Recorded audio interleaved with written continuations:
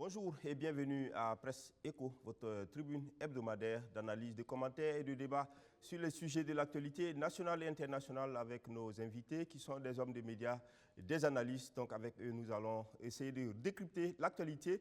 Aujourd'hui, nous allons évoquer deux sujets au plan national et un sujet au plan international. Au plan national, nous allons parler de l'affaire Seydou Zagré, le directeur de cabinet de la présidente du Faso, a été convoqué par le tribunal de grande instance de Ouagadougou. On parle de blanchiment de capitaux. Nous allons donc revenir sur ce sujet. Et puis, second sujet, on parlera du dialogue politique donc, qui a eu lieu du 17 au 19, donc qui a pris fin. Nous allons parler des conclusions. Et puis, en international, c'est la Côte d'Ivoire avec le retour, en tout cas tant attendu par les Ivoiriens, de Laurent Gbagbo. Donc, avec mes invités, nous allons faire le tour de ces différents événements qui ont marqué donc l'actualité. Et je suis avec donc sur ce plateau, je suis avec Lagui Bama. Lagui Bama est donc journaliste au journal Le Courrier Confidentiel, qui est un bimensuel d'enquête, d'investigation. Merci Lagui d'être sur ce plateau. Bonjour. Et puis à ma gauche, Inoussa Ouedraogo. Inoussa Ouedraogo est directeur de publication de Bendre.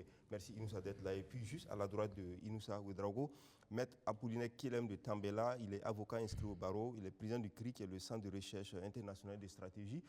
Maître, merci d'être sur ce plateau. Et puis, nous entendons d'ici là Évariste Faustin-Konsebo. Merci à vous tous qui nous prenez en marche. Cette émission est interactive. Dans sa deuxième partie, vous aurez l'occasion donc aussi d'appeler et de donner votre avis sur ce sujet-là. Mais bien avant, il faut déjà appeler pour vous inscrire sur notre liste. Alors, on commence cette émission avec ce sujet d'ordre judiciaire, mais qui touche quand même à une personnalité importante. Il s'agit du directeur de cabinet du président du Faso, M. Seydou Zagré, donc, qui a été convoqué par le tribunal de grande instance. On parle de questions, en tout cas, de blanchiment de capitaux et de tout cela. Mais il s'agit, en fait, d'un document de la cellule nationale de traitement des informations financières. Selon ce qui est dit par les médias, qui a certainement retenu l'attention du procureur. Qu'est-ce qu'il en est exactement, Lagui Bama? Tu me poses la question, qu'est-ce qu'il en est exactement? Parce qu'on a vu que tu fus la personne qui avait jeté déjà cette information. Tout à fait, mais c'est tout ce que j'en sais que j'ai dit. Maintenant, qu'est-ce qu'il en est exactement? Peut-être que c'est la suite du dossier qui va nous dire exactement ce qu'il en est.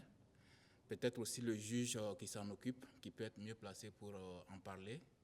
Sinon, l'information qu'on a eue, c'est qu'il a été convoqué pour être entendu par un juge d'instruction le vendredi dernier. Alors, et cette procédure serait partie d'une investigation, un rapport de la cellule nationale de traitement d'informations financières, comme tu l'as dit, et qui a dû déposer un rapport au niveau du parquet et qui a jugé utile d'ouvrir certainement une procédure sur ce dossier-là. Donc on attend la suite de l'instruction, puisque c'est un juge d'instruction qui est saisi de l'affaire. Certainement la suite de l'instruction pourra nous dire davantage sur ce qu'il en est exactement. Mais moi je ne suis pas du tout surpris quand j'ai vu cette information, surtout quand on sait l'ambiance générale dans laquelle nous baignons dans ce pays en matière de gestion financière, surtout même du côté de la présidence du Faso. La bonne gouvernance n'est pas du tout la chose la mieux partagée de ce côté-là. On a vu plusieurs fois des scandales qui ont été révélés, tout ça, que ce soit au niveau de la direction, la DAF là-bas, où plusieurs rapports de la SEA ont épinglé plusieurs situations de malgouvernance, que ce soit au niveau même du GSPR, la fameuse brigade, le fameux groupement de la sécurité présidentielle qui gère de façon vraiment atypique tout ce qui est question de mission à l'intérieur du pays, des agents et tout ça. Nous avons fait plusieurs articles pour montrer combien de fois la hiérarchie de cette unité-là gruge tout le temps les petits agents là-bas pour les questions d'émolument dans les missions et tout ça. Donc moi, je ne suis pas du tout surpris qu'on puisse épingler quelqu'un de la haute hiérarchie de cette institution pour des questions de blanchiment d'argent. Je ne suis pas du tout surpris. D'accord. Alors, peut-être qu'on se pose la question, il y a des chiffres qui circulent, par exemple. On voit ici prise en charge des sommets présidentiels. Ça, c'était en 2018. On voit 1 milliard pour une première tranche. Frais de nettoyage et de gardiennage en 2017, 678 millions 911 000. On voit ici intendance du palais en 2018, 100 millions. Est-ce que ce sont ces différents rapports de la SE ou est-ce qu'on peut penser qu'il y a autre chose par rapport à tout ça? Ou bien c'est vraiment ces éléments de la SE, les rapports passés de la SE? Non, je pense qu'il doit y avoir autre chose, puisque ça, ces informations dont vous parlez, c'est le courrier confidentiel qu'il a publié depuis un moment, mais ça n'a pas ému le procureur, ça n'a pas changé quelque chose. Si on parle aujourd'hui d'un rapport de la CENTIF, c'est qu'il y a plus, en plus de ce qui est déjà publié, ce qui était déjà connu, il y a certainement d'autres choses, surtout quand on parle de blanchiment, parce que le courrier n'avait pas pu établir l'effet de blanchiment. Mais, au niveau de la CENTIF, eux, ils peuvent, par les moyens de leur investigation, pouvoir peut-être trouver qu'il y a eu des placements ou en tout cas des investissements qui ont été certainement faits, qui montrent qu'il y a eu des tentatives de blanchiment de ces capitaux-là. Donc, je pense qu'il y a plus que ça, je pense. Alors, maître, en pareille situation, est-ce que ça voudrait dire que M. Zagré est déjà condamnable ou est-ce que, comment ça se fait la procédure? Parce qu'aujourd'hui, quand on jette ça comme ça dans le public, on pense tout de suite que... Moi, je ne cesse de le répéter ici. Ça ne veut pas dire qu'il est coupable de quoi que ce soit. On veut tout simplement éclaircir les choses. Quand on entame une telle procédure, ça veut dire qu'il y a des indices contre vous. Et maintenant, ces indices peuvent provenir de documents, de la rumeur, etc. Et si le juge estime que c'est suffisamment grave, il peut vouloir vous entendre pour éclaircir son esprit, éclaircir le dossier. Mais ça ne veut pas dire que vous êtes coupable. Donc, M. Zagré peut ressortir totalement blanchi, comme il peut être déféré pour plus d'investigation. Si on estime que lui, en liberté, le juge ne pourra pas bien mener les investigations parce qu'il pourrait y avoir subordination de témoins, soustraction de documents, etc. Là, on le défère à la MACO et pour le mettre à la disposition du juge qui souhaiterait l'entendre. Mais le juge, après audition, tout ça, le juge peut estimer aussi que dans l'état actuel, il n'a rien contre lui, donc il le laisse en liberté.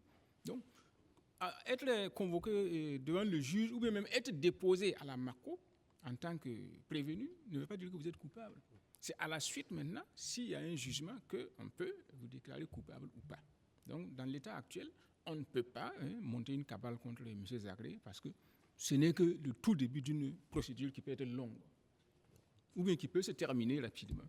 Mais il reste aussi que M. Zagré, c'est pas, comme on dit en langage simple, c'est pas n'importe qui, le directeur du cabinet du président. Non, Monsieur Lukman, dans l'imaginaire, dans le public, quand on regarde... C'est parce que nous ne sommes pas dans un état de droit. Vous vous rappelez que Jacques Chirac, président de la République, a été harcelé par la justice. Aux États-Unis, que ce soit Nixon, que ce soit Bill Clinton, que ce soit Donald Trump, ils ont été inquiétés par la justice. Aucun n'est au-dessus des lois. Dans un état de droit, c'est comme ça. Malheureusement, dans nos États africains, nous sommes des États de police. C'est-à-dire où ceux qui gouvernent sont au-dessus des lois. C'est un état de police. Dans un état de droit, tout le monde est soumis à la règle de droit, qui que tu sois, même le chef de l'État. Donc, c'est-à-dire que même Roch Marc Christian Kabore, si on découvre qu'il y a des malversations dans une gestion qui peut lui être attribuée, etc., il peut être amené à répondre devant la justice. D'accord. Inoussa, on en parle. Seydou Zagré, ce n'est pas aussi la première fois parce qu'on sait qu'étant maire, il y avait une affaire judiciaire qui a même valu qu'il soit, démis de ses fonctions de maire parce qu'il s'agissait d'un verger et tout. Et aujourd'hui, c'est une question de gestion au niveau de la présidence du FASO. Oui, ce n'est pas surprenant du tout. Vous vous souviendrez que lorsque le président Roch Kabore a été élu en 2015 et que l'une de ses premières actions, l'un de ses premiers actes était de nommer justement Seydou Zagré comme directeur de cabinet, et il y a eu plusieurs voix qui se sont levées pour dire qu'on n'était pas dans l'esprit de la rupture. quand on sait tout ce que ce monsieur traînait de par le passé comme casserole, vous l'avez évoqué, les questions de parcelles à Koudougou notamment, et quelqu'un qui a été révoqué en Conseil des ministres, qui se retrouve être le directeur de cabinet du président du Faso, il y avait vraiment de quoi s'inquiéter sur la volonté effectivement de nos gouvernants de rompre avec la gestion qu'on reprochait au système Compaoré. Malheureusement, la suite de l'histoire donne raison à tous ceux qui s'étaient inquiétés à l'époque en se demandant s'il y avait une volonté de rupture, parce qu'on ne fait qu'accumuler jour après jour les dossiers de gestion chaotique, les détournements, la corruption prend une ampleur extraordinaire. Et là, on n'est pas surpris qu'aujourd'hui, le directeur de cabinet soit effectivement appelé à répondre d'un certain nombre d'actes, même si aujourd'hui, sa culpabilité n'est pas établie.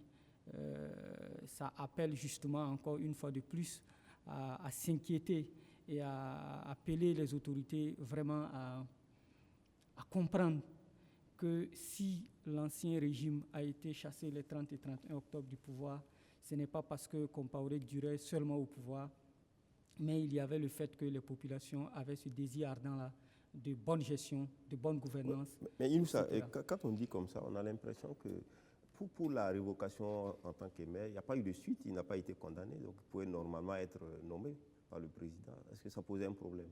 Non, parce qu'il n'a pas été jugé par la justice, il n'avait pas vraiment, il n'y avait pas matière à ce qu'on fasse le procès. Pour moi, quand on sort d'une insurrection, d'une transition telle qu'on l'a connue, et qu'on arrive, et puis c'est ce type de nomination, ça inquiète. Le président a le droit, il est libre, il l'a laissé là pendant, ça fait 6 ans qu'ils sont là, et il le maintient à son poste malgré tout ce qu'on peut dire. Moi, je fais juste des observations qui sont des faits réels. Maintenant, je ne dis pas qu'il est coupable de quelque chose. La justice va certainement établir s'il est coupable ou non. Mais déjà, le fait que un journal de la place ait révélé cette affaire, déjà qu'on l'appelle pour répondre de ce type de questions, ça pose déjà un problème. Et je dis, ça s'inscrit de façon globale dans un cadre où la corruption, les détournements, le copinage est devenu un exercice favori au plan national et c'est déplorable. Une fois de plus, je pense que même le premier discours du président Roch-Marc Christian Kaboré à son investiture, il a indiqué clairement qu'il fera de la lutte contre la corruption de la gouvernance son cheval de bataille. Mais on constate malheureusement que même dans son entourage le plus proche, il y a des dossiers qui reviennent assez souvent. Et le dossier du directeur de cabinet n'est qu'un dossier parmi des centaines d'autres qui met en cause la gestion de l'entourage du président. Est-ce que quelque part, quand on regarde, très rapidement, quand on regarde que le ministre de la Défense d'alors, un proche ami du président, a pu passer par la case prison, il a fait un séjour à la Mako, que le directeur de cabinet, donc le collaborateur immédiat du président, avec beaucoup d'affinité, se retrouve aujourd'hui à répondre devant la justice? Est-ce que ça n'a pas quelque part aussi avancé quant à la volonté du président de ne pas protéger ce genre de situation? C'est possible, mais cela est à mettre non seulement à l'actif de l'ensemble de la population du Burkina, mais surtout aussi des acteurs de la justice qui ont compris la nécessité de s'assumer. Et je pense qu'ils sont en train de s'assumer et c'est vraiment à leur honneur. Mais je ne vois pas cela comme le fait du président du Faso de vouloir laisser indépendant la justice. Je ne pense pas. Mais si c'est le cas, c'est tout à son honneur. D'accord. Évariste Concebon, qui vient bien sûr de nous prendre en marche. Oui, j'écoute. Je voulais que nos opinions sur... Non, moi, en fait, j'ai vu ça un peu dans la presse, j'ai souri. Je me suis posé la question, en fait, qu'est-ce qui intéresse tant les Burkinabés? C'est de savoir qu'on affecte 700 millions pour le nettoyage de Kossia, ou bien que l'on alloue des sommes faramineuses, 1 milliard pour le budget, je pense, des cérémonies présidentielles, ou c'est la réalité, parce qu'à ce niveau-là, les sommes sont astronomiques. On parle de beaucoup d'argent. Maintenant, je suppose, parce que moi je dis toujours, c'est vrai qu'on a beaucoup de reproches qu'on peut faire au niveau de la gouvernance de notre pays, Mais depuis un certain août 83, où on a eu des TPR et autres tout, les gens ont été avertis au fait des règles de gouvernance. Si bien qu'au jour d'aujourd'hui, vous avez dans les services où, visiblement, on sent qu'il y a des soucis, mais les gens mettent les formes, on respecte les règles pour détourner comme il faut. Donc, Monsieur Zagré, je ne le connais pas, je ne l'ai jamais vu. Bon, je sais qu'il a une fonction officielle, mais je sais quand même qu'au niveau où il est, quand même, c'est pas quand même un débutant. Et s'il est ordonnateur d'un budget, c'est ce qui est sûr, il a dû certainement se prévenir des règles et des garanties. Mais maintenant qu'on dit que la justice peut convoquer n'importe lequel d'entre nous. Mais là, quand on regarde, par exemple, les chiffres de 2017-2018 qui se ressortent du rapport, par exemple, de la SCE, ce sont des dépenses jugées irrégulières. Bon, vous savez, la dépense irrégulière, régulière, tout ça, c'est des termes. Hein. Une dépense irrégulière, est-ce que ça peut vous valoir un séjour en prison? C'est ça. Il faut voir quelles sont... Parce que c'est quand même... Il y a des règles. Je dis, il y a des règles. Le kidam ne sait pas... Le fait, peut-être, on peut la régulariser après. Vous-même, vous savez très bien que quand on vote, l'Assemblée vote des budgets, on passe des procédures pour encore rendre certaines dépenses régulières. C'est très compliqué. Ça, c'est la Cour des comptes peut-être qui peut aviser. Mais bon, attendons de voir. Puisque donc c'est le lexique qu'il faut éclairer pour que les gens sachent. Oui, mais bon, comprennent mieux. Parce qu'on dit une dépense irrégulière, c'est une dépense qui n'a pas suivi la voie. Oui, mais on peut la faire suivre la voie. Là où il faut. On peut la faire suivre la voie. Il y a des règles pour la faire revenir dans le droit chemin. Mais maintenant, c'est vrai que ce qui est embêtant, c'est que c'est une affaire qui est en justice. On n'a pas les tenants et les aboutissants. Donc, on ne peut que faire des conjectures sur la base peut-être de ce que nous pensons. Mais ce n'est pas une première. De toute façon, aux Zaïre, on a vu, à RDC, on a vu Kaméré, qui était très proche de truc du président Sekedi.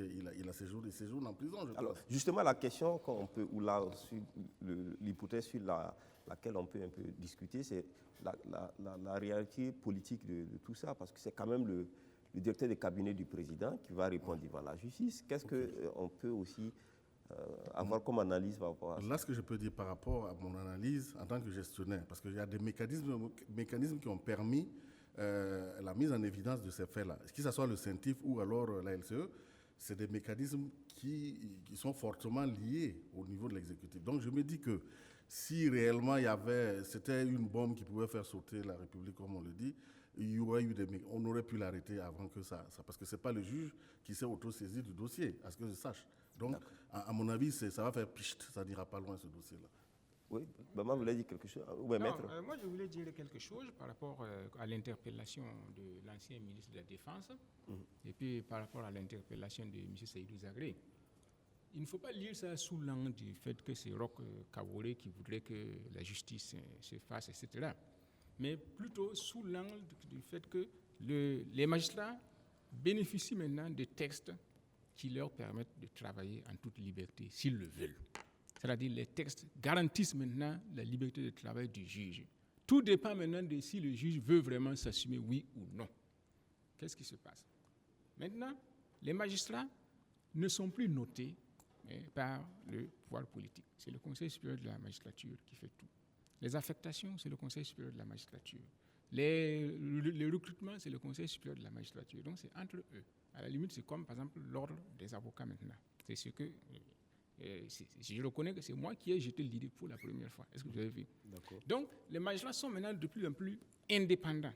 Donc, ils ont plus de marge de manœuvre. Donc, ce n'est pas nécessairement la volonté du chef de l'État.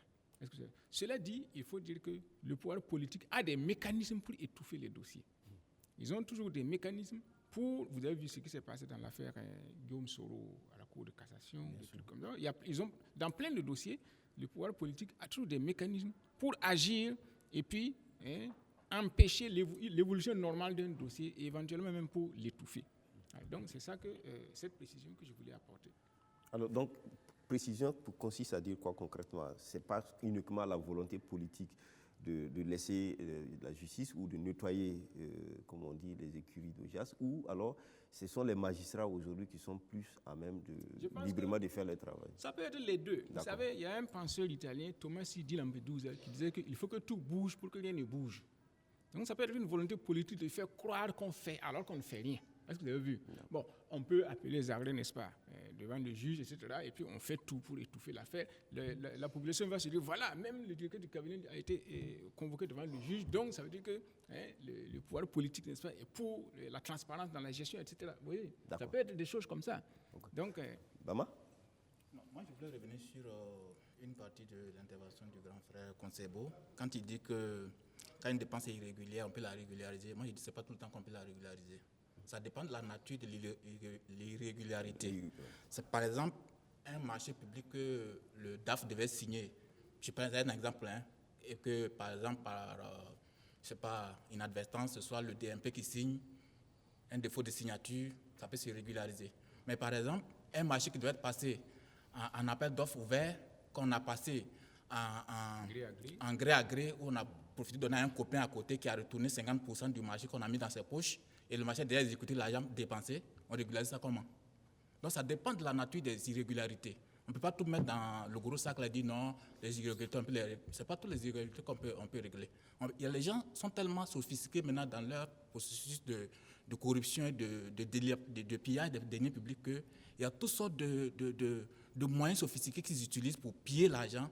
Et après, on peut toujours venir habiller ça en toutes sortes de choses pour dire non, il n'y avait rien, c'était bon, une fumée sans feu.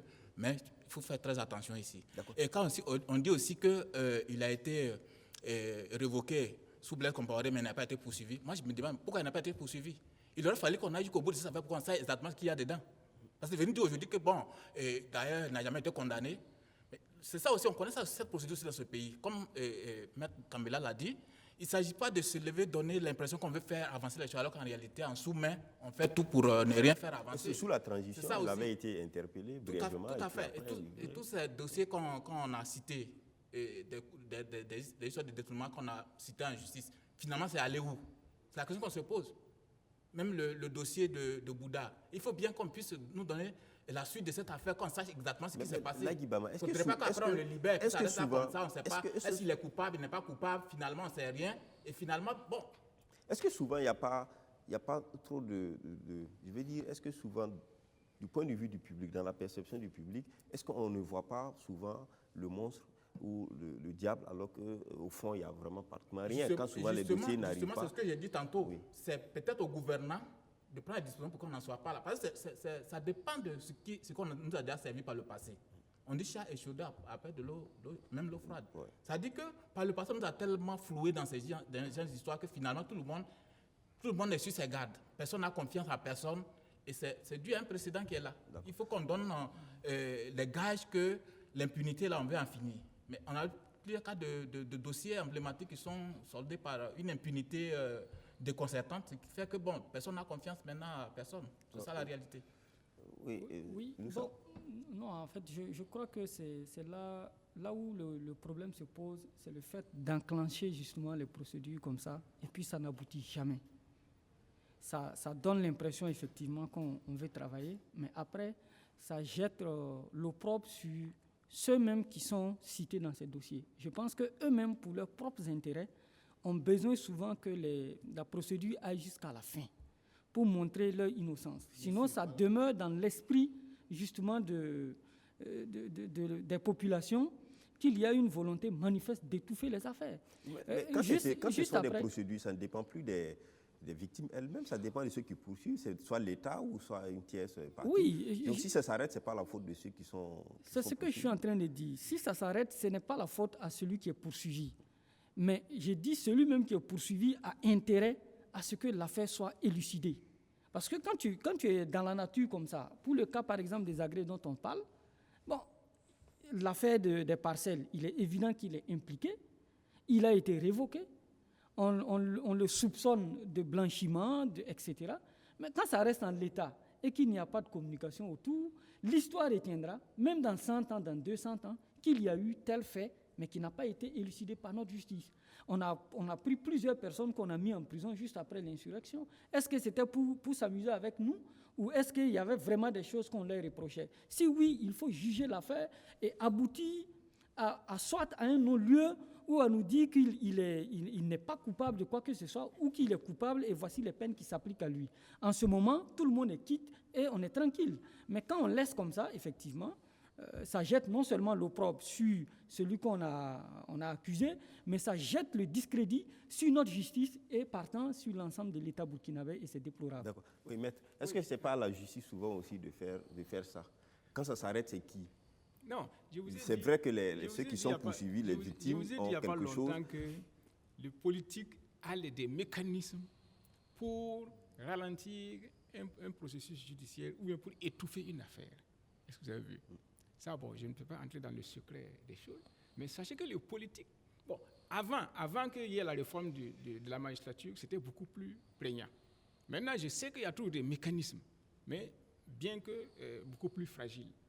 Donc, quand il nous a dit que, par exemple, même ceux qui sont ainsi poursuivis auraient intérêt à ce que la procédure aille jusqu'au bout pour qu'ils aient l'occasion de s'expliquer, etc., ce n'est pas évident. Ce n'est pas sûr que ces gens-là veulent que la procédure aille jusqu'au bout. Parce que justement, quand le politique intervient pour mettre le pied dessus, ou bien pour contourner, ça les arrange. La preuve en est que Zaïdou Zagré, l'affaire de la mairie de Kourou, ça n'a jamais été tranché. Est-ce que vous avez vu? Donc, c'est pour dire que ces gens-là, justement, quand on empêche la procédure d'aller jusqu'au bout, c'est pour les arranger. Parce que quand la procédure va jusqu'au bout, vous n'êtes jamais sûr de pouvoir contrôler le système pour éviter leur condamnation. Alors que si on empêche la procédure d'aller jusqu'au bout, l'affaire se terre ainsi, et puis ils en sont quittes. Je ne sais pas si je me fais comprendre. Donc, ce n'est pas toujours dans l'intérêt de ceux qui sont soupçonnés que la procédure aille jusqu'au bout. Parce que selon que vous serez grand ou petit, les jugements de cour vous rendront blanc ou noir. Et je peux vous dire, comme je le répète, que le pouvoir politique a des mécanismes d'interférence dans la justice. Mais Je pense que ça, c'est. vous dites Mais vraiment la même chose, hein. comme vous Il y ne a dites pas pas, de comme vous ne contradiction. dites pas exactement, maître ne dit pas exactement quels sont ces mécanismes que le pouvoir politique dispose, ça va rester comme un procès qu'on fait Non, au pouvoir. Est-ce que la justice, on l'a dit ici, est aujourd'hui indépendante? Elle a beaucoup d'espace, de possibilités. Non, Est-ce dès que le la départ, justice mais ne peut Monsieur pas le Sawargo, faire? dès le départ, je vous ai dit que les juges actuellement ont les instruments nécessaires pour être indépendants. Et que tout dépend maintenant de la personnalité de chaque magistrat. Le magistrat veut-il vraiment être indépendant, oui ou non? On trouve prenons sur le plan politique, nos États sont indépendants. Mais nos chefs d'État sont-ils toujours indépendants? Mènent-ils toujours une politique d'indépendance? C'est ça le problème. Tout dépend des personnalités. D'accord. Un Paul Kagame n'est pas la même chose que peut-être un Paul Biya. Voilà. Donc, il revient maintenant, Oui. c'est-à-dire, il revient maintenant aux magistrats de s'assumer. Or, le pouvoir politique trouvera toujours, s'il le veut, des magistrats astuces plus ou ou moins des moyens. complaisants D'accord. pour répondre D'accord. à ces Non, attentes. c'est tellement chose. Moi, je pense qu'il ne faut pas être naïf dans cette affaire, hein. Cette indépendance de la justice, elle n'est pas mécanique, hein. C'est pas dit que c'est pas de façon mécanique que ça s'applique. Théoriquement, elle est indépendante. Mais est-ce que dans les faits, elle est indépendante? Il y a eu plusieurs cas. Il a évoqué le cas de la Cour de cassation en 2016. Est-ce que ça, c'est un signe que la justice est indépendante? Donc, il ne faut pas croire qu'on a déclaré que la justice est indépendante, que non, elle est forcément indépendante sur tous les bords. Non. La justice, à un moment donné, le juge peut décider de ne pas jouir de son indépendance, de s'aborder son indépendance, de vendre son indépendance à quelqu'un pour des intérêts bien précis. Et là, on n'y peut rien. Donc ça, il ne faut pas se leurrer dessus. L'indépendance de la justice, elle est théorique. D'accord. Elle n'est pas tout à fait mécanique Évariste, comme on le croit. pour terminer sur ce sujet. On va terminer sur. Non, moi je dis ce que je pensais. Il a répété, l'exécutif a des mécanismes pour maîtriser, contrôler les affaires. Donc à partir de ce moment. Mais je trouve que c'est bien qu'il ait déféré, que M. Zagré ait déféré et que. Mais il n'y a pas eu d'obstacle, parce que comme je l'ai dit, c'est un citoyen comme tout le monde. Et peut-être qu'on va préciser l'expression, parce que tout le monde ne comprend pas. Il est déféré devant le juge, mais pas à la Bamako. Parce que Non, c'est devant un juge, puisqu'il a été convoqué, non? Ok. On répond. Et donc, il Voilà, allait d'accord. répondre. Donc, je trouve que c'est normal, c'est la démocratie qui gagne. Mais connaissant très bien les rouages, ça m'étonnerait que. On ne peut pas jurer de quelque chose, mais ça m'étonnerait quand même que ça soit vraiment la bombe qui fasse sauter la République, comme je l'ai dit. Donc, Mais M. Loukman, Oui. pour un peu abonder dans le même sens, En une non. seconde pour vous. vous vous rappelez par exemple qu'il y a eu appel du putsch, de ceux qui ont été jugés pour le putsch de 2015. Jusqu'à présent, on ne sait pas quand est-ce que la chambre d'appel va statuer. Vous vous rappelez par exemple les ministres du dernier gouverneur de Blaise Compaoré ont été mis en accusation. Le procès a été ajourné. Jusqu'à présent, on ne sait pas quand est-ce que le procès aura lieu. Ça sont des mécanismes, un des mécanismes faciles à dire que le politique a sur la justice. Alors, sur ce plan-là, c'est quoi? C'est le politique qui vote le budget, etc. S'il refuse de voter le budget, s'il refuse de mettre les moyens à la disposition, il n'y aura jamais de séance de chambre d'appel. Ou bien il n'y aura jamais de jugement des ministres du gouvernement Blaise Compaoré. Ça, ce sont des mécanismes simples, sans oublier qu'il y a des mécanismes plus complexes d'interférence du politique sur la justice. D'accord. En tout cas, merci à vous pour ces éclairages qui restent d'abord des analyses a priori, parce qu'on n'a pas des éléments liés à ce dossier. Après, bien sûr, le fait de la convocation. On va y revenir prochainement. Alors, on continue pour parler de dialogue politique. Cette semaine, il y a eu le dialogue politique entre la majorité et l'opposition. Le dialogue a porté essentiellement sur les questions sécuritaires et aussi sur les questions politiques, donc électorales, le code électoral qui devait être justement subir un léger lifting au niveau du vote de suffrage direct par rapport au municipal. Et puis, bon, il a été question aussi de réconciliation nationale. On remarque simplement qu'au sorti, si on écoute un peu les propos du président, donc du chef de file de l'opposition politique, il dit que c'est vrai, ce n'est pas honorable pour nous de dire que nous ne sommes pas entendus sur certains points, mais c'est également juste.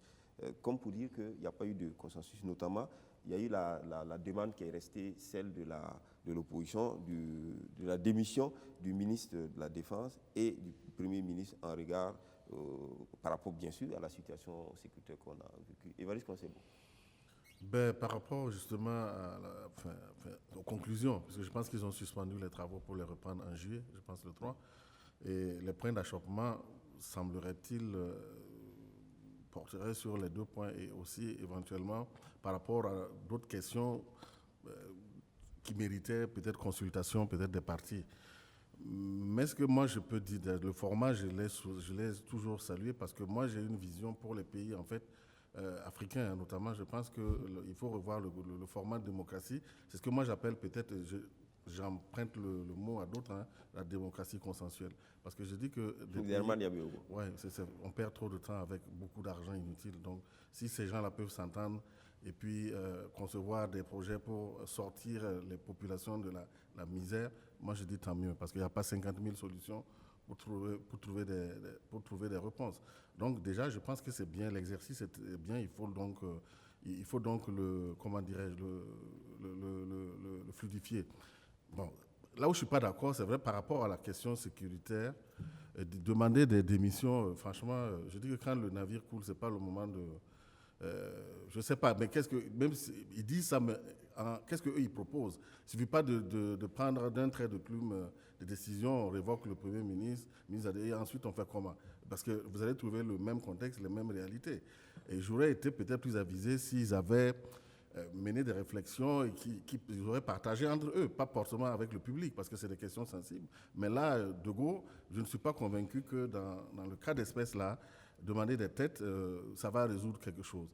En revanche, c'est vrai pour la question de la réconciliation, je pense qu'ils ont demandé, et ça c'est vrai parce qu'ils veulent être impliqués avant que des décisions définitives ne soient prises par rapport donc à la conduite donc, du processus. Et ça, je trouve que c'est très bien.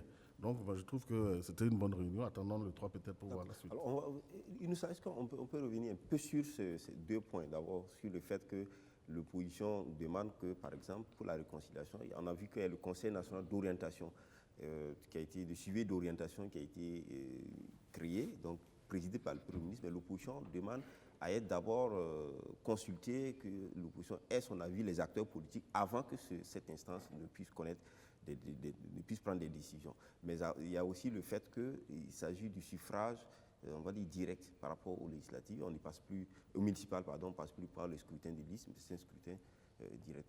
Sur le scrutin direct, le mode aujourd'hui qui va être appliqué.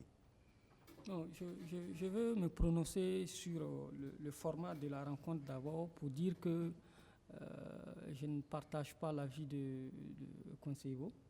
Pour moi, la politique est une affaire tellement sérieuse qu'il ne faut pas la confier aux seuls politiciens. Pour moi, ce cadre-là, déjà, là où ça se tient, me pose déjà un peu problème, parce que ça se tient à Kosiam.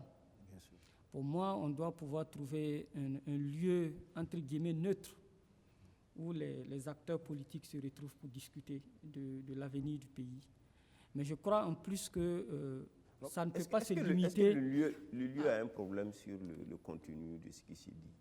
Être à Kosiam ou être... Les juristes disent que la forme tient le fond. Être à Kosiam ou être peut-être, je ne sais pas, dans une salle, dans un hôtel La Place, etc. Ou dans la salle banquet de Ouaga 2000, est-ce que ça pose vraiment un problème? C'est un point de vue que je donne. Ça peut ne pas avoir d'impact, mais pour moi déjà, j'ai dit qu'on pourrait trouver un autre cadre beaucoup plus neutre. Mais ce n'est pas ça. Ça, ce n'est que la forme, je dis bien. Maintenant, j'ai dit dans le fond qu'on doit pouvoir associer d'autres acteurs. Convoquer l'opposition et la majorité juste pour discuter des questions de fond qu'ils évoquent, c'est peut-être bien. Mais j'aurais vu ici qu'on associe, par exemple, des acteurs de la société civile bien ciblés et qu'on associe certains leaders d'opinion, que ce soit des coutumiers ou des religieux. Et je ne veux pas que ce soit véritablement une foire comme on a l'habitude de le voir, mais on doit pouvoir réunir des acteurs qui, au-delà des points de vue politiques, donnent des avis vraiment qui visent à construire le pays et son avenir. Mais cela dit, sur les questions de suffrage direct, je crois que dans le débat national qui a eu lieu depuis l'insurrection jusqu'à aujourd'hui, il est évident que tout le monde est plus ou moins d'avis qu'on aille vers ce type de suffrage-là pour permettre aux populations elles-mêmes de choisir directement leur maire. Mais je sais que ça n'arrange pas forcément les hommes politiques ou les partis politiques, que ce soit les individus, que les populations, les citoyens eux-mêmes qui choisissent qui va être leur maire. Mais pour moi, c'est un moyen vraiment démocratique d'éviter les blocages au niveau des conseils municipaux comme on le voit aujourd'hui à travers le pays. Mais ce sera aussi une manière de donner plus de légitimité aux maires qui dirigent nos communes. Donc, de ce point de vue, je pense qu'ils n'ont pas tranché sur la question, mais si on veut vraiment prendre en compte l'avis des populations, c'est véritablement de faire en sorte que ce soit les populations elles-mêmes qui désignent ceux qui vont les diriger dans les différentes communes du Burkina. Maître, par rapport à ça, le suffrage direct... Oui, permettez-moi une mise au point d'abord. Oui. Il nous a déploré le fait que les débats se passent à Kosiam, au palais présidentiel. Moi, je ne savais même pas que ça se passait là-bas. Hein. Et il a estimé qu'il serait mieux de trouver un coin beaucoup plus neutre. Il a tout à fait raison. Ça, c'est un problème essentiel en droit constitutionnel. L'Assemblée nationale siège toujours, les députés siègent toujours à l'Assemblée nationale, pas ailleurs. Justement pour éviter toute forme de pression ou quoi que ce soit. Vous savez, si cette règle n'était pas catégorique, en 2014, les députés CDP et consorts là auraient pu se réunir à l'hôtel Indépendance à côté là et puis voter la loi. Mais il fallait nécessairement que ce soit à l'Assemblée nationale. Sauf circonstances exceptionnelles, les députés siègent toujours à l'Assemblée nationale pour une question de garantie et de crédibilité de leur indépendance. Si ça se passe à Kosiam, mais vous n'êtes jamais sûr de ce qui peut se passer à Kosiam. Et il peut y avoir des micros par-ci, il peut y avoir, n'est-ce pas, comment je vais dire là, du gaz asphyxiant par là, du gaz, n'est-ce pas, qui vous fait somnoler ici. Vous n'êtes jamais sûr. Récemment, le président américain Joe Biden et puis le président russe, là, Poutine, se sont rencontrés à Genève. Pourquoi à Genève? Parce qu'il a fallu discuter longuement avant de trouver le lieu. Quel aurait pu être le lieu, n'est-ce pas, qui ne soit pas en faveur de l'un et en défaveur de l'autre? Maître, est-ce qu'ici on est dans un contexte de crise? Non. Est-ce qu'il y a une crise entre l'opposition et la majorité? Mais pour que chacun doute de l'autre. Monsieur Loukman. Est-ce que ce n'est pas trop la théorie ici? Non, du monsieur complot Loukman, qui est on est en train de assez parler trop de avancé? réconciliation. S'il y a réconciliation, ça veut dire qu'il y a crise. Voilà. Si on parle de réconciliation, c'est ça, non? Ça veut dire qu'il y a un problème qui achoppe. Donc, ça veut dire qu'il y a des points sur lesquels on n'est pas d'accord.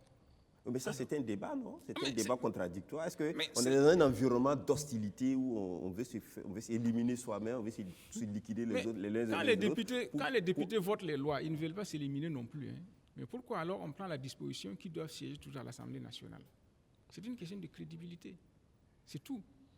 Donc, pour que les décisions qui vont sortir soient crédibles et qu'on soit assuré de leur indépendance, on met les contours nécessaires pour garantir cette crédibilité et cette indépendance. Voilà. Ça, c'est l'histoire qui a conduit à ça. Voilà. Maintenant, par rapport au vote au suffrage direct des élus locaux, des magistrats locaux, moi je suis tout à fait d'accord avec ça. Parce que ça va éviter les crises. Pourquoi on en est arrivé à ça ici, à penser à ça au Burkina Faso? Parce qu'il y a beaucoup de conseils municipaux qui se sont dissous, beaucoup de mésententes avec le maire, etc. Vu la façon dont le maire est élu.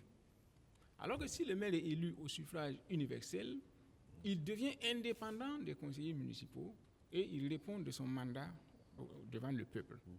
L'inconvénient qu'on peut trouver dans ça, est-ce qu'on peut avoir des seigneurs locaux, voilà, qui peuvent maintenant faire la légitimité locale. La légitimité est populaire maintenant. La légitimité est populaire. Et maintenant, ils peuvent s'ériger en seigneurs locaux. Et c'est le problème qui s'est passé au Nigeria, lors de la guerre de sécession, avec le colonel Ojukwu.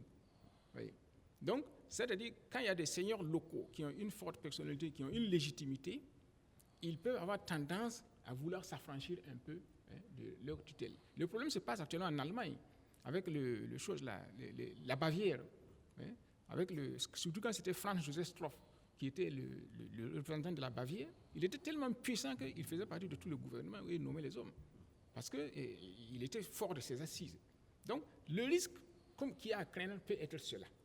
Sinon, moi, je suis tout à fait d'accord pour le suffrage direct, n'est-ce pas, d'élection des maires, parce que ça va amener une certaine cohésion et ça va amener les maires élus aussi à vouloir laisser sa marque dans la commune et faire de son mieux. D'accord. Non, moi je pense que la question sur le format et tout ça, c'est tellement évident, hein, on n'a pas besoin d'aller faire Sciences Po pour savoir que ça, c'est les b.a.-ba. C'est-à-dire, on ne doit pas faire ça à Kochiam. Non seulement ça, quand on parle de format, il y a même la question de l'agenda même de la chose. Le timing, le contenu, l'ordre du jour et tout ça. C'est le président seul qui décide et qui impose. Et d'ailleurs, j'aurais appris même que cette histoire de report, la suspension, c'est dû à quoi? C'est parce que l'ordre du jour qui était arrêté au départ, c'est pas l'ordre du jour qui a été finalement retenu, puisque l'opposition aurait... Je pense qu'au départ, il n'y avait pas même la question de réconciliation dans l'ordre du jour. C'est par la suite qu'on a dû forcer la main pour qu'on mette ça dedans. Ce qui a allongé le travail pour qu'on ne puisse même pas... Et ça montre à quel point l'agenda lui-même pose problème. Si le président se lève un matin, il convoque les autres comme ça, et il impose ce que lui veut, ben, c'est sûr que bon, il y a un problème. Et maintenant, quand on se retrouve à Kosiam, ne soyez pas naïf, quand on te reçoit chez soi, tu viens chez moi, je fais le couvert et tout ça, tu t'assois, tu manges, tu rotes et tout ça, tu ne peux pas t'asseoir pour me dire ce que tu as à me dire de façon... Est-ce que ça voudrait dire qu'on n'infantilise pas un peu trop l'opposition? Est-ce qu'on n'infantilise pas un peu trop l'opposition? Moi, je pense que le plus important dans cette histoire de dialogue national-là, c'est-à-dire qu'il n'y a rien de sérieux. Moi, je ne sais même pas pourquoi on en fait un problème, un sujet aussi important. Moi, je ne vois vraiment pas l'impact de cette histoire-là sur notre vie. Je prends un exemple tout simple. Hier soir, je me suis amusé à reparcourir le rapport du dernier dialogue qui a eu lieu en 2019. Un chapelet de recommandations a été fait. Quand j'ai fait le tour, aucune recommandation n'a été prise en compte depuis cette session-là. C'est des fois, ce genre de dialogue, on tient tout le temps. Ici, pour une fois, le chef de l'État a dit qu'il s'engageait à mettre en œuvre les conclusions consensuelles qui sortiront des débats francs, ouverts et démocratiques. La dernière fois, ça a été dit. Ça, c'est un refrain qui revient tout le temps. Et donc, moi, je pense que ça dit qu'il faut qu'on soit beaucoup plus sérieux dans ce pays. Il ne faut pas qu'on soit là tout le temps. Quand il y a une crise, quand il y a un problème qui se pose, on se lève, on fait semblant de vouloir résoudre le problème, on appelle les gens, on fait ces gens de jamboree pour faire croire que non, on veut changer les choses. Mais en réalité, au fond, c'est juste pour amuser la galerie. Moi, c'est comme ça que j'appelle ces choses-là. C'est juste pour nous divertir. Il n'y a aucune volonté au fond. On va aboutir à des rapports qu'on va ventiler dans la presse, on va publier, on va faire des recommandations, mais à la prochaine édition, on commence à retrouver les mêmes problèmes. Rien ne va évoluer. Parce que quand j'ai regardé le rapport de la dernière édition, il y a des recommandations tellement intéressantes qui ont été faites. Et ça dit que c'est ahurissant. On s'est mis même le 10e en application, le pays allait avancer. On a même parlé des questions des militaires au front. Il y a une recommandation claire qui a été Mais écrite. quand on regarde le dernier... Il faut qu'on puisse donner les moyens à ces gens-là pour qu'ils puissent travailler. Si on prend le cas Mais des rien n'a été fait élections, aujourd'hui. par exemple, si on prend le cas des élections, où il a été question de taillader un peu le territoire national, ça a été, ça avait été arrêté par le dialogue politique de faire, d'aménager un peu le territoire pour faire les élections. Par exemple, ça a été quelque chose de commun. En termes de priorité, ça représente quoi dans la situation du pays? Il aurait fallu que cet accord soit pris pour que l'élection ait lieu. Par rapport aux problèmes cruciaux qui nous assaillent aujourd'hui, est-ce que ces questions-là de taillader ou de reconstituer des provinces et tout ça, moi je pense que ce n'est pas ça la priorité. Il y a des recommandations fortes qui ont été faites en son temps, qu'il aurait fallu peut-être essayer même de faire un début de mise en application pour voir ce que ça allait donner. Mais rien de tout ça n'a été fait. On est là, moi je suis amené à croire que non, c'est cette histoire de Solon qui a motivé ce dialogue-là. C'est une façon d'amuser la galerie, c'est tout. Évariste? D'abord, moi je me réjouis de ce que, en fait, ce cadre qui est né dans un contexte, celui du Burkina et non celui des États-Unis ou de l'Allemagne, parce qu'il est parti quand même des réalités réelles, des problèmes. Et il date même de l'époque du président Compaoré, si je m'en avec le CCRP. Voilà. Moi, je suis de ceux qui pensent qu'en Afrique, il faut partir, si nous voulons trouver des solutions, nous devons partir de nos contextes et non des autres contextes. Et je me réjouis que ce cadre qui doit réunir donc l'opposition burkinabé et la majorité n'est pas à se trimballer à Genève, territoire neutre, pour régler les problèmes. Autrement, ça aurait dit que notre pays était au bord de la catastrophe. Et alors, en revanche, s'ils doivent se retrouver à Kosiam, bon, peut-être qu'il y a peut-être une lueur d'espoir pour les Burkinabés. Parce que ce n'est pas la guerre, la politique, ce n'est pas la guerre. Maintenant, je note aussi que sa dernière tenue en 2020 a permis quand même, quoi qu'on puisse dire, hein, de sortir quand même d'une crise post-électorale qui était visible et latente. Donc, d'une manière ou d'une autre, le pays fonctionne, clopin, mais le pays est toujours là et il fonctionne toujours. Donc, on ne peut pas forcément dire que ça ne sert pas. Et parce que c'est un cadre quand même qui est inscrit.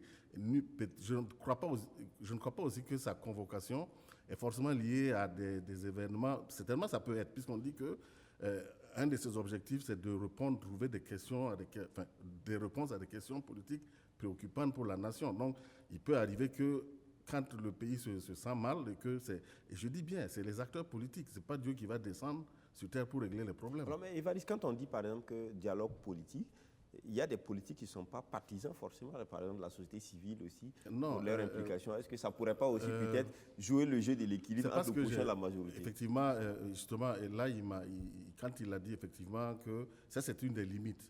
Bon, mais ça c'est les politiciens d'abord. Rien n'empêche la société civile de s'organiser pour peser. D'ailleurs, la société civile n'a pas à attendre des instructions ou des ordres pour s'organiser et peser sur l'échiquier national. Ça, c'est les politiques entre eux qui s'accordent sur des questions qu'ils estiment très importantes pour la vie de la nation. Rien n'empêche la société civile, rien n'a jamais empêché la société civile au Burkina, qui est d'ailleurs une des sociétés civiles les plus dynamiques, de s'organiser et de peser et de s'exprimer. Donc, il ne faut pas qu'on confonde les rôles un peu. Non, mais le problème, c'est que c'est sur nos maigres sous qu'ils font ça. Ça n'aurait pas eu d'incidence sur nos sous, on les aurait laissé faire. Autant mettre tout le monde sur le même pied, associer tous les acteurs qu'on aurait pu associer pour avancer, pour qu'on avance. On ne peut pas le faire en catéminant vous, avec nos sous à nous, et dire aux autres de se débrouiller aussi pour le faire. Merci. C'est ça la réalité. Merci, Baba. Oui, juste pour une seconde et puis une seconde. Oui, parce que vous avez dit, n'est-ce pas, que le chef de l'État s'est engagé à mettre en application ce qui va sortir, n'est-ce pas, les décisions consensuelles. Moi, je suis tenté de vous citer la fable de La Fontaine qui dit que tout flatteur vit aux dépens de celui qui l'écoute. C'est pas parce qu'il dit qu'il va mettre en application qu'il va le faire. N'oubliez pas que la crise de 2014 est venue de ça. Il y avait eu une rencontre pareille qui se tenait, n'est-ce pas, à la salle des fêtes de Ouaga 2000, et on a accouché des résolutions. Blaise Compaoré s'était engagé à les mettre en œuvre. Et c'est parce qu'il ne les a pas mis en œuvre qu'il y a eu la crise de 2014. Donc c'est pour dire que ces choses-là, les flatteurs vivent aux dépens de ceux qui les écoutent, c'est tout. Ça ne veut pas dire que nécessairement il va les mettre en œuvre si ça ne l'arrange pas. D'accord. Il nous a terminé quelque chose? Non, je pense que l'idée, pour moi, c'est de dire qu'il faut organiser ce cadre-là. Si l'objectif, c'est vraiment de peser sur les politiques publiques, il faut qu'il y ait un agenda clair. Il ne faut pas que ce soit juste quand le président du Faso le veut qu'il le convoque. Non, on doit pouvoir dire que chaque année, ou 2 fois tous les 2 ans, ou 1 fois tous les 2 ans, l'opposition, la majorité, les acteurs clés de la vie publique nationale se retrouvent autour du chef de l'État pour discuter des questions de fond. Voilà pourquoi j'ai dit que la question politique est tellement sérieuse qu'elle ne peut pas être une chose qu'on laisse seulement entre les mains des hommes politiques. Par exemple, les chercheurs auraient pu avoir une place importante dans ce type de rencontre-là. Nos universités ne sont pas impliquées, par exemple. Alors que les chercheurs ils trouvent des solutions, il y a des mécanismes, etc., qu'ils auraient pu partager avec ces gens. Donc je ne dis pas qu'il faut élargir ça pour en faire un fora, comme on en a en pagaille qui ne servent à rien. Mais là, il est question de dialogue entre l'opposition et la majorité. Je crois que c'est bien limité à ça, mais pas d'un dialogue national. Je ne parle pas de dialogue national. Écoutez-moi très bien. J'ai dit que l'affaire politique est tellement sérieuse qu'elle ne peut pas être seulement entre les mains des hommes politiques. Les ordres du jour, quand vous les prenez, mais ce sont des questions hautement politiques, mais qui touchent à la vie de la nation. Il s'agit de se retrouver sur des questions préoccupantes de l'heure. Or, les questions préoccupantes de l'heure, je suis désolé, mais ce n'est pas seulement l'affaire que de la majorité ou de l'opposition. D'accord. Merci, Younoussa. On va continuer pour terminer. Je m'excuse. Pour terminer cette émission avec le sujet qui nous amène en Côte d'Ivoire, retour de Gbagbo Laurent, un retour qui n'était pas, en tout cas, donné d'avance. Tous les sceptiques, ou en tout cas, du moins ceux qui étaient sceptiques, voyaient un jeu de politique politicienne. On se disait, oui, c'est ça, c'était de la poudre aux yeux. Voilà. Mais finalement, Gbagbo est rentré chez lui en Côte d'Ivoire dans des meilleures conditions, on va dire comme ça. Est-ce que c'est une victoire de la paix en Côte d'Ivoire? Bama? Une victoire de la paix, moi je pense que c'est peut-être trop tôt de le dire, mais pour sûr, c'est un tournant décisif dans la vie de ce pays, parce que la paix, on saurait déjà parier sur voilà, quand est-ce qu'elle viendra vraiment. Un retour simple d'un président, un ancien président, je ne suis pas sûr que ça peut garantir ipso facto la paix. Par contre, ce retour-là, vu l'engouement que ça a suscité au sein des partisans de l'ancien président, vu tout ce qu'il y a eu comme déferlement de choix et tout ça au sein de ce parti-là, on peut constater que c'était attendu, c'était un événement qui était en tout cas important pour cette frange du peuple ivoirien là. Donc à partir de là, on peut dire que c'est déjà bien, c'est un grand pas vers un avenir en tout cas plus luxuriant. Maintenant, il faut peut-être déplorer que dans la pratique, il y a eu quelques manquements, quelques couacs, et tout ça lié surtout aux questions de sécurité et tout ça, et puis tout ce qu'on a pu déplorer comme agression physique et tout ça, les forces de l'ordre qui ont tenté d'empêcher certaines personnes de pouvoir aller manifester leur joie et tout ça, ça c'était vraiment déplorable, que le sang puisse couler dans ces genres de circonstances. On n'avait pas besoin de ça. D'accord. Alors, Younoussa Ouedraogo, est-ce que ça montre que le président Ouattara est sincère dans son processus de réconciliation qu'il a voulu réellement mettre en œuvre? Est-ce qu'il fait mine d'être une personnalité, un homme d'État qui s'élève au-dessus des considérations? Bon, je ne sais pas, hein, sauf l'avenir nous le dira sur sa sincérité ou pas. Mais je note déjà que le fait qu'on ait mis, par exemple, le président Gbagbo dans cette possibilité de pouvoir revenir sans crainte de quoi que ce soit est déjà une bonne volonté. Et le fait que également on ait mis au niveau de l'aéroport le pavillon présidentiel est déjà une bonne chose. Mais il me semble que le président Gbagbo a dit qu'il n'avait pas besoin de ça et qu'il allait aller directement à la rencontre de ses partisans. Mais je dis que c'est une bonne chose. Et puis on n'oublie pas que Gbagbo Laurent a été condamné à 20 ans de prison. De l'aéroport, il serait allé directement à la Maca. C'est possible. Mais dans tous les cas, l'exemple de Gbagbo vient montrer un peu ce que j'avais dit de par le passé concernant la question de la justice. Et si on avait laissé Gbagbo sans jugement jusqu'à aujourd'hui, les gens continueraient à dire qu'il est coupable dans l'affaire, de tout ce qui s'est passé en Côte d'Ivoire. Mais aujourd'hui, le fait qu'il ait été jugé, il est acquitté, il est libre de partir et de revenir, est déjà une bonne chose. Et il me semble, si peut-être que Maître Tambela va me dire si je suis dans les normes ou pas, mais il me semble que la justice internationale et les règles internationales sont au-dessus des règles au niveau national. Donc, si à Là, il a été condamné par la justice de son pays. Est-ce que la je justice internationale lève... Je ne sais pas en la matière. Voilà pourquoi je dis que je vais laisser la parole peut-être à Maître Tambela pour nous expliquer. Mais dans tous les cas, je pense que la Côte d'Ivoire a là une belle occasion de faire la réconciliation vraie. Voilà. Tant qu'on restera dans des schémas politiques, on ne pourra pas saisir les occasions. Et pour moi, le retour du président Gbagbo est une belle occasion pour la Côte d'Ivoire et pour les Ivoiriens de démarrer effectivement et véritablement le processus de réconciliation nationale. Maître? Oui. Oui, Gbagbo est rentré en Côte d'Ivoire. Il devait passer certainement à la MACA parce qu'il est condamné à 20 ans pour la casse de la BCEAO. Est-ce que ça voudrait dire que le président Ouattara, y compris toutes les commodités de retour qu'il a eu à faire, la décision de le laisser rentrer au pays, et c'est tout ça, ça montre un peu une volonté du président Ouattara d'aller réellement et sincèrement dans un processus de réconciliation qui réunifie les Ivoiriens. Est-ce que Ouattara avait le choix? C'est ça la question. Il n'avait pas le choix. Bon, quand on dit que Gbagbo était condamné à 20 ans, etc., est-ce que le procès était régulier? C'est ça. Gbagbo lui-même n'était pas là. Et les faits reprochés à Gbagbo, tout ça. Mais il a été condamné par un tribunal. Non, par contumace. C'est par contumace. Voilà. Quand vous êtes condamné par contumace, ça n'a pas d'effet. Le jour où vous rentrez, on refait le procès. C'est comme ça que ça se passe. Donc, maintenant, chose là, dire que si c'est une victoire pour la paix, tout ça, je ne sais pas. Parce que d'abord, il faut savoir que Ouattara n'avait pas le choix, vu la pression qui s'est passée. Et même si le procès avait été régulier, il n'avait pas les moyens de conduire Gbagbo directement en prison à son arrivée. La marmite allait sauter. Voilà. Donc, il y a des situations. Vous savez, comme j'ai eu à le dire ici plusieurs fois, le droit et l'application du droit est toujours en fonction du rapport de force. On apprécie.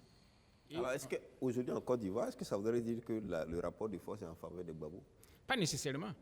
Mais pour la paix sociale, peut-être que c'était mieux de le faire. On ne peut pas savoir de quel côté est le rapport de force à l'heure actuelle. Parce que, bon, quand il y a eu des gens qui sont partis accueillir Gbagbo en vrac, etc., il y en a qui ont dit qu'il y a eu des masses. Mais moi, je trouve que les gens n'étaient pas si nombreux que ça. Si vous remarquez, par exemple, en 1983, quand Thomas Sankara, Premier ministre, a été arrêté et qu'on l'a libéré, les gens qui sont pressés devant son domicile, près du stade municipal, étaient pratiquement aussi nombreux. Or, en 1983, Ouagadougou comptait combien d'habitants? Moins de 500 000. Actuellement, vous avez près de 5 millions d'habitants à Abidjan. Donc, par rapport aux gens qui sont venus, ce n'était pas la masse par rapport à la population abidjanaise et par rapport à la population ivoirienne. Est-ce que vous avez vu? Mais c'était les gens déterminés des pro-Gbagbo. Mais c'est suffisant, ceux qui sont derrière Gbagbo sont suffisants pour créer une forme d'insécurité et d'instabilité en Côte d'Ivoire. De telle sorte que pour la paix sociale, il est mieux de passer outre certaines choses. Donc, maintenant, tout dépendra de l'avenir. Parce que, bon, y a les radicaux, par exemple, du Front populaire, ne voient pas... Il faut savoir que la Côte d'Ivoire est un pays tribaliste. Je vous ai rappelé ici qu'il y a un de mes copains ivoiriens qui soutenait sa thèse sur tribalisme et vie politique en Côte d'Ivoire. Je lui ai dit, mais est-ce que ça c'est un sujet à traiter dans nos pays? Il m'a dit que mon frère, tu n'es pas ivoirien, tu ne connais pas la Côte d'Ivoire. Et quand il y a eu la crise sociale à partir de l'an 2000, j'ai compris pourquoi il avait choisi ce thème-là.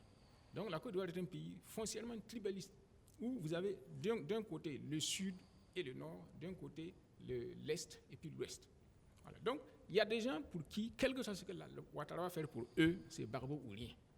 Voyez. C'est ce qu'on appelle le gore d'ailleurs. Voilà. Tout comme vous avez des gens, quel que soit ce que Gbagbo va faire pour eux, c'est ado ou rien. Voilà. Donc ces gens-là, on ne peut pas les changer par la politique, c'est par la mentalité et par les transformations sociales. D'accord. Évariste Konsebo. Bon, moi d'abord, il faut d'abord saluer le geste, je pense, parce que quoi qu'on dise, c'est vrai que si on rentre dans les rapports de force, à moins d'être dans le secret de Dieu, personne ne peut trouver un coefficient qui dit que, avec précision, la longueur d'avance de tel ou tel parti. Mais je note que M. Alassane a le pouvoir en main. Donc il a les leviers. Donc il peut être aussi une force pour freiner, une force pour multiplier, démultiplier les obstacles. Or, il ne l'a pas fait. Et c'est en cela que je vois déjà le grand homme, l'homme d'État qui sait voir l'avenir. Et je peux dire qu'il est dans une dynamique de reconstruction. Et on espère aussi que l'autre camp aussi, oui, parce que ça marche avec tout le monde a la même vision du pays. Parce que bon, il ne faudra pas que de l'autre côté aussi, pendant qu'on fait des efforts pour asseoir tout le monde, les autres aussi aient d'autres plans. Parce que l'intérêt, c'est la Côte d'Ivoire.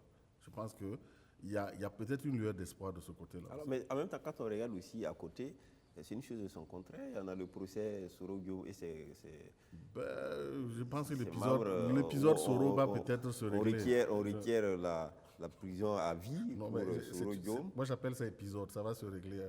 Et il y a Blé Goudé qui n'est pas encore rentré au pays. Ça, c'est les poids plus. Est-ce que Ouattara ne choisit pas les maillons faibles pour faire ça? Donner l'impression. Mais il faut l'encourager. Je pense que ce n'est pas exclu que dans les jours à venir, il y a peut-être. Ça évolue aussi de ce côté-là, côté des autres qui sont toujours dehors, notamment M. Soro et puis M. En tout cas, on commence à prendre nos téléspectateurs qui vont appeler, mais on continue sur le sujet. Oui, non, moi je pense, n'est-ce pas, que la stratégie actuelle de Alassane Ouattara, c'est d'abord d'abattre Guillaume Soro. Bon, il y en a qui disent qu'il y a des négociations secrètes avec Guillaume Soro, mais je ne sais pas. Moi, je pense qu'il essaie d'abord de marginaliser Guillaume Soro. Donc, en s'attirant à lui les autres appuis sur lesquels Guillaume Soro pouvait s'appuyer, donc entre autres Barbeau et puis Henri Konan Bédié, parce que je ne sais pas si vous êtes au courant, mais il y a des tentatives de rapprochement avec Henri Konan Bédié qui bénéficie de certains avantages de la présidence. Mais justement, est-ce qu'on ne va pas approfondir la question générationnelle ici? Parce que si on mettait Blé Goudé dehors, on mettait Soro dehors, c'est une génération qu'on met dehors. Est-ce que finalement, bon, est-ce que Blé Goudé est maintenu mais en tout cas, il n'est pas rentré. Je ne sais pas. Il n'est pas rentré. Franchement, je ne sais pas pourquoi il n'est pas rentré. Mais par la suite, son passeport. D'accord, par la suite, on verra. Mais je crois que la tentative actuelle de Alassane Ouattara, c'est d'abattre Guillaume Soro ou de l'amener à la reddition.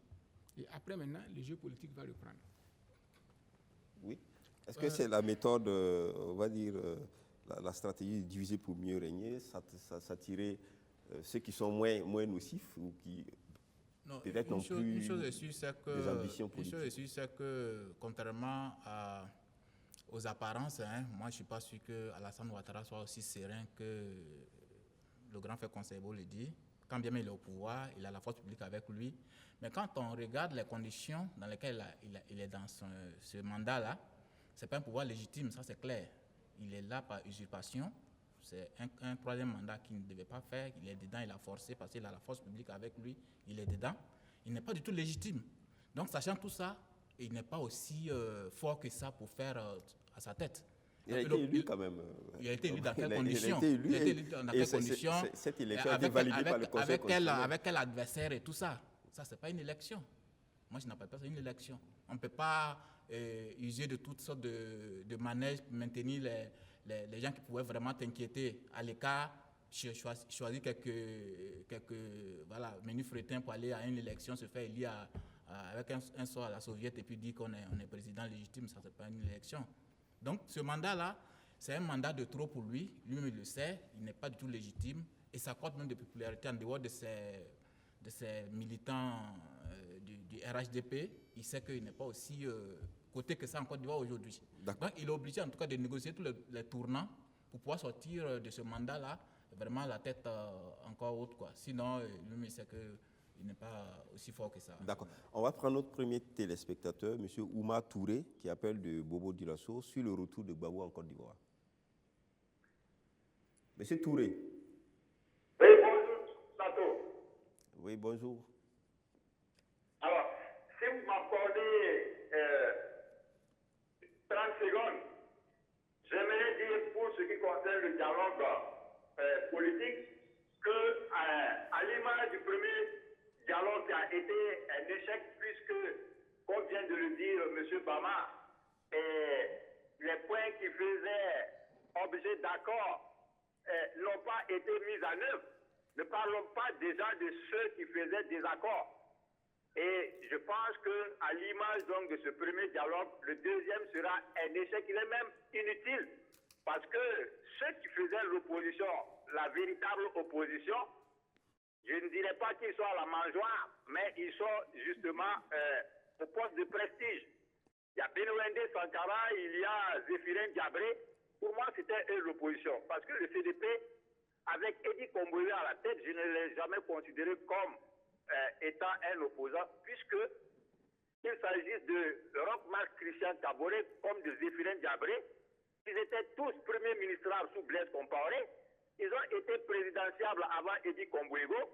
Et tous, ils étaient au CDP. Je ne vois pas qu'est-ce que Edi Kombouego peut justement revendiquer devant eux. Et ça, c'est d'un. Et de deux, je pense qu'ils parleront de tout sauf du problème réel qui intéresse les Burkinabés, la sécurité. Peut-être que s'ils évoquent la sécurité, c'est pour sécuriser les lieux pour qu'ils puissent aller voter encore. Alors, pour passer maintenant au cas de Gbagbo, là également, vous me permettrez de dire quelque chose sur la liberté, parce qu'il s'agit de la liberté de Laurent Gbagbo. Eh bien, la liberté est la valeur fondamentale qui caractérise l'homme, sans laquelle aucune dignité n'est possible. Contrairement à ce que Maître Tambela pense, la liberté pour lui c'est la base de la société.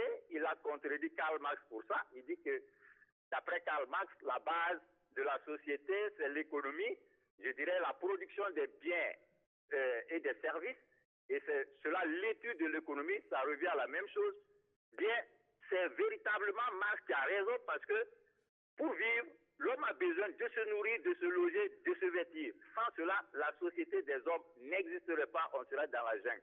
Alors pour revenir maintenant à la libération même et à la liberté de Laurent Gbagbo, il s'est toujours battu pour cette valeur fondamentale sans laquelle il n'y a pas d'homme dans le sens plein du terme.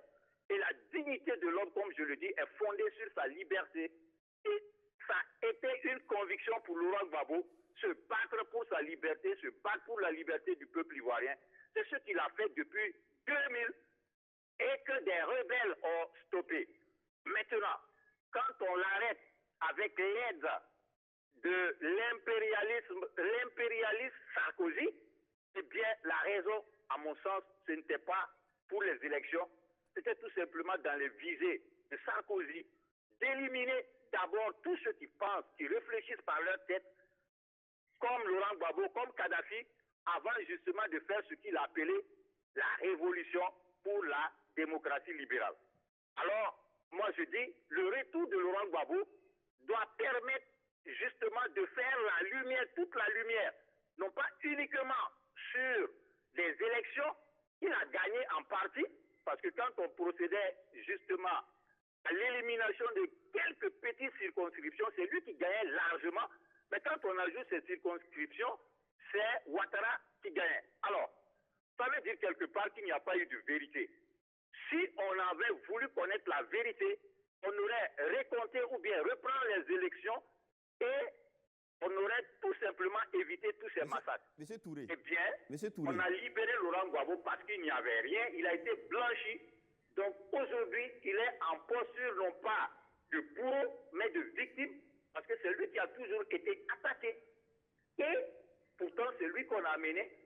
Puisqu'il est blanchi, ça veut dire aujourd'hui, ce n'est pas lui qui doit demander pardon. Au contraire, on doit lui demander pardon.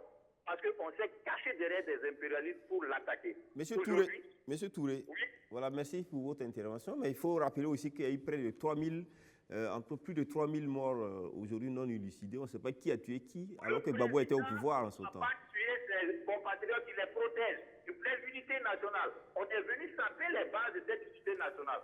Donc c'est le cas. Vous voyez, Ouattara se croit malin. Il a renvoyé le tueur, Guillaume Soro, qui n'est pas un démocrate. Il était derrière des militaires. Les premières revendications étaient d'ordre militaire.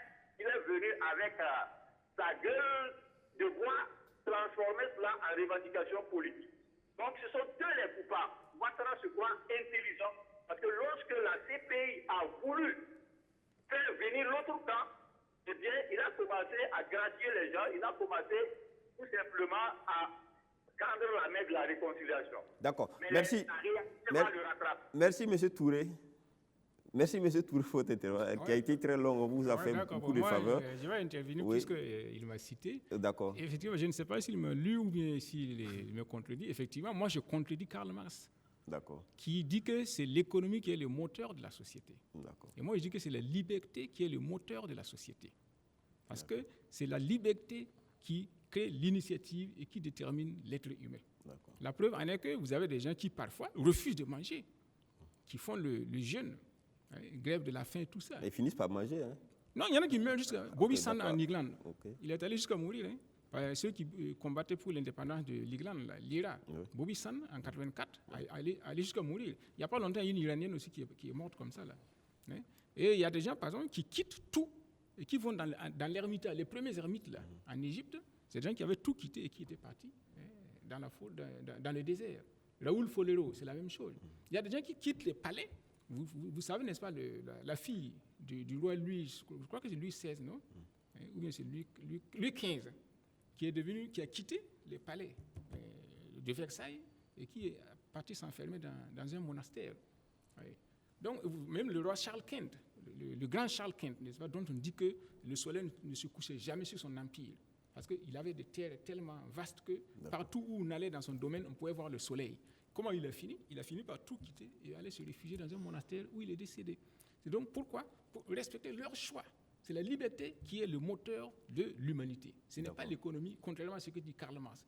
Et j'ai défendu tout ça dans plusieurs de mes écrits, de mes ouvrages, de façon plus détaillée. D'accord, merci. On continue toujours sur ce débat. Monsieur Oumar estime qu'il n'y a pas d'opposition au Burkina. Bon, sur ce son plan, avis, est-ce qu'on peut le dire s'il y a un chef de file de l'opposition qui est là, qui est désigné par la loi? C'est vrai qu'il n'a pas tout à fait tort. Parce qu'il y en a qui disent même que chose-là, Edi Komboigo est beaucoup plus pro-rock que certains de la mouvance présidentielle. Donc, c'est pour dire à quel point, n'est-ce pas, bon. Mais tout ça, ce sont des conjectures. Non, c'est pour dire, nous, là, on discute aussi de l'opinion. Est-ce que vous voyez? Donc, c'est pour dire que même si les chefs de file de l'opinion, pour ces gens-là, de l'opposition, si les chefs de file de l'opposition, c'est pour répondre, n'est-ce pas, aux structures normatives qui existent. Est-ce que vous voyez? Et éventuellement aussi pour bénéficier du statut. Parce que quand vous êtes chef de file de l'opposition, vous avez des avantages. Ça, peut-être que vous ne le savez pas. Vous avez pas mal d'avantages qui sont garantis par la loi. Voyez. Donc, dire opposition actuellement au Burkina Faso, moi, j'attends de voir. Moi, ça me fait toujours sourire quand j'entends les gens dire ça. Mais peut-être, certainement, M. Touré a une définition de l'opposition qui ne colle pas avec la réalité. Mais le Burkina a l'opposition que peut-être il mérite. C'est ça, moi je ne sais pas. Ce qu'il peut peut-être dire, c'est le reflet de l'évolution de notre démocratie actuelle.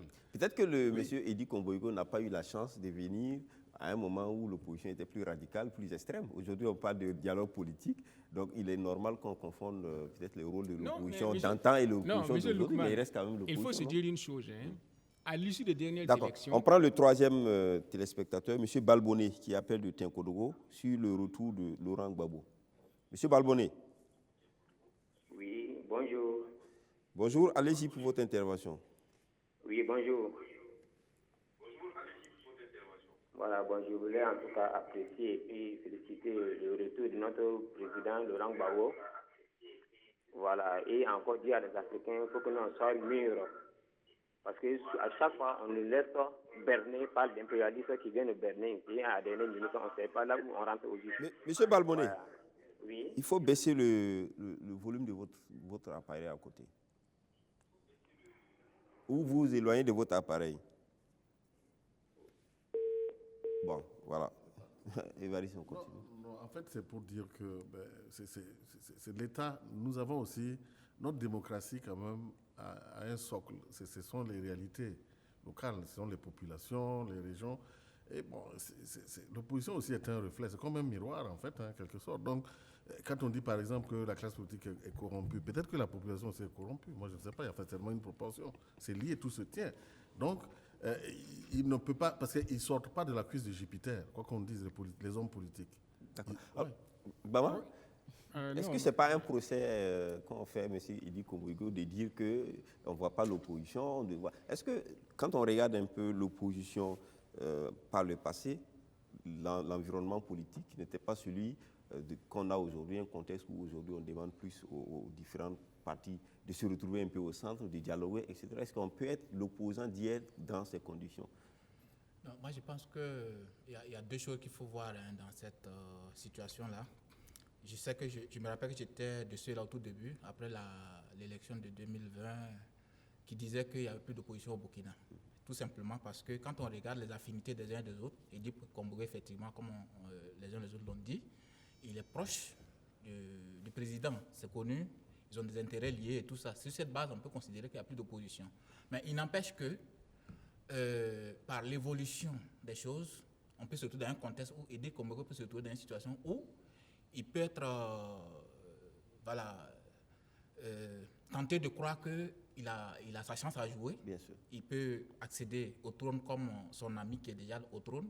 Et là, je pense qu'il peut aussi se déterminer à jouer son bateau et puis aussi tenter sa chance. Mais à l'état actuel des choses, si on ne s'en tient qu'à leurs affinités et tout ça, telles que les choses ont évolué jusque-là, il n'y a rien. Mais est-ce qu'il n'est pas aussi peut-être victime du contexte même qui est là, du contexte politique, national? Il y a 2-3 ans de cela, il n'y avait pas, par exemple, le dialogue politique. Aujourd'hui, il y a un dialogue politique, ils doivent se retrouver à Kosiam, ils doivent discuter des problèmes du pays.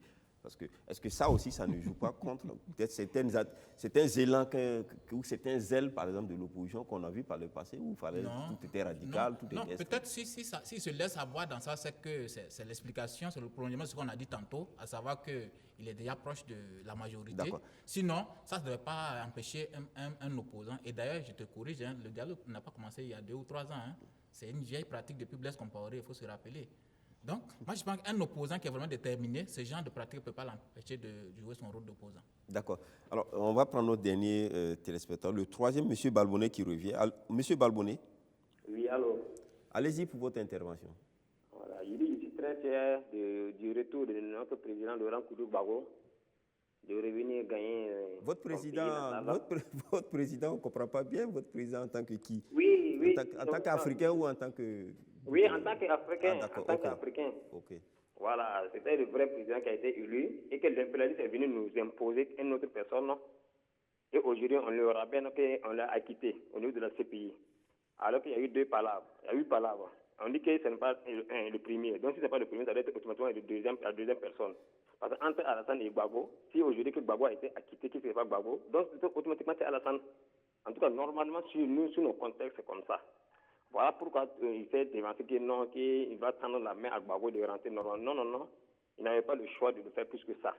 Il n'y a pas de choix. Voilà, ce qu'il a fait là, Alassane n'avait pas de choix plus que ça. Parce qu'il a été acquitté. Une fois qu'il a été acquitté, ça veut dire que Gbagbo n'avait rien dans les 3000 morts. Si Gbagbo n'avait rien dans les 3000 morts, donc ça veut dire que c'est Alassane automatiquement. Parce que ce sont les deux qui faisaient la guerre. Si ce n'est pas A, c'est B. Voilà. Si aujourd'hui on nous dit que non, Alassane pouvait faire d'autres choses, non.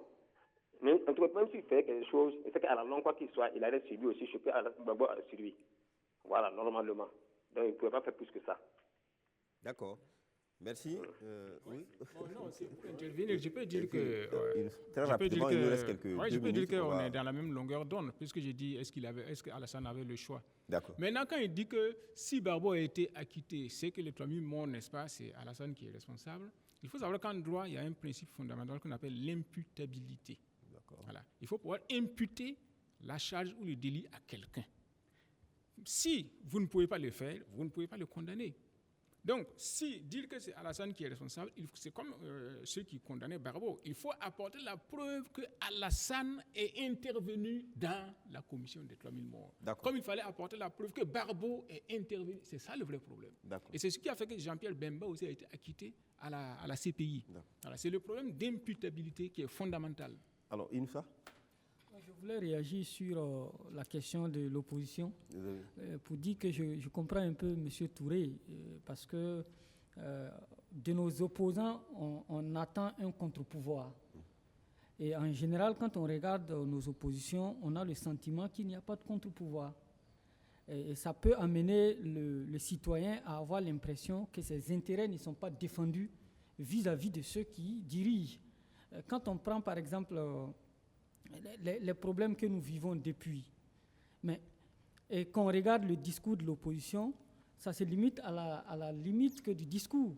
Mais par exemple, là, au Conseil, au dernier dialogue politique, l'opposition, et là d'ailleurs il n'y a pas eu de consensus, l'opposition a demandé la démission du Premier ministre et du ministre de la Défense par rapport au contexte sécuritaire que nous vivons. Est-ce que ça, par exemple, ce n'est pas quand même assez fort pour l'opposition face à la majorité? C'est possible, c'est peut-être assez fort comme demande, mais on a l'habitude de ça. Souvenez-vous, l'opposition avait demandé la démission de Simon Compaoré, ministre de la Sécurité. Souvenez-vous qu'ils avaient demandé la démission de Bouddha. Ce n'est pas de ça que je parle. Ça, ce sont des points de vue politiques. Ça peut arranger tel ou tel camp d'enlever ou de ne pas enlever telle ou telle personne. Moi, je parle de l'intérêt supérieur de la nation et du comportement des acteurs politiques. Vous imaginez si quelqu'un était mort au nom de Zéphirin Diabré, qui est aujourd'hui avec la majorité. Vous vous rappelez que des gens étaient morts pour mettre Benouendé Sankara, parce que je les cite parce que vous les avez traités de ceux qui étaient des opposants vraiment radicaux, etc. Si des gens étaient morts pour eux, aujourd'hui, ils se retrouvent tous ensemble à gouverner. Des gens, s'ils sont morts pour Gbagbo, et qu'aujourd'hui, Gbagbo se retrouve aux côtés de Ouattara, c'est de ça que je parle. Les populations ont toujours l'impression qu'ils sont les dupes naïfs des hommes politiques. Est-ce à dire que l'opposition, la tendance de l'opposition aujourd'hui est la meilleure, c'est de chercher des solutions consensuelles, de ne pas donc tirer pour casser la corde? Est-ce que c'est de cette opposition? Parce que la question est là. Quelle opposition voulons-nous? Une opposition radicale, extrême, ou une opposition Nous voulons une opposition patriote, une opposition qui défend les intérêts du pays, une opposition qui sait faire la part des choses entre ses propres intérêts et les intérêts du pays, et une opposition qui parle au nom des populations. On est au thème de l'émission, voilà. On est vraiment au thème de l'émission. Merci à tous ceux qui nous ont pour avoir l'occasion de revenir sur un débat sur l'opposition et vraiment la forme d'opposition que nous voulons pour notre pays. Merci à vous qui avez participé, appelé de partout, et puis merci à mes invités sur le plateau. J'étais donc avec Maître Kielem Apollinaire de Tambela. Il est avocat inscrit au barreau. Il est également président du CRI, qui est le Centre de recherche internationale et de stratégie. Merci, Maître, d'être venu. Et puis, Évariste Faustin Consebo, chroniqueur média, président du Cercle d'éveil, qui est une association de défense des droits de l'homme, également premier porte-parole du Forum alternatif des citoyens. Merci d'être venu. Et puis, Bama Lagui, journaliste au Courrier confidentiel, un bimensuel d'investigation. Merci. Et puis, enfin, dernier invité, Inoussa Ouedraogo, directeur de publication de Bendre. Merci à vous tous qui nous avez suivis. On se donne rendez-vous la semaine prochaine pour notre numéro de presse Éco Studio Levé.